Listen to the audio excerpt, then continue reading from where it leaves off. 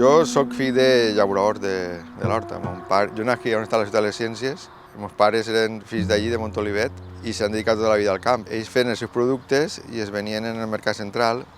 Mon pare i ma mare no volien de ninguna manera que fos llaurador, però a mi m'agradava sempre molt i me n'ania a estudiar enginyer agrícola i quan acabé me posé a treballar de tècnic en les cooperatives.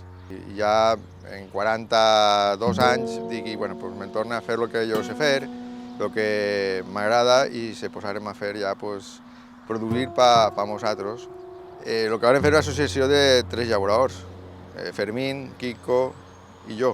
Vam pensar en diferenciar el nostre producte, que no fos sols que la gent ens comprava per el preu, sinó que pues, donar-li un valor més, que seria pues, fer el producte amb més criteris ecològics. I el que sí que vam tindre molt en compte és fer un producte de l'horta, com feia mon pare, que el collia avui i el venia demà, o el pare de Fermín, que el collien avui i el venien demà en la tira, perquè fos un producte fresc, local, de temporada. El que sí que hem fet sempre és posar el preu al nostre producte.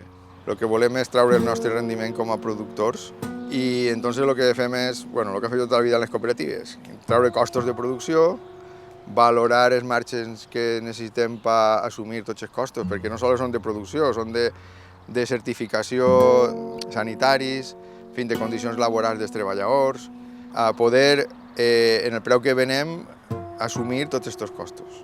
Perquè nosaltres no podem entrar en canals de distribució ja d'empreses de més envergadura, perquè ells tenen la seva logística, tenen la seva política de preus i clar, quan venen aquests preus a nosaltres ens ofeguen i ens fan abandonar.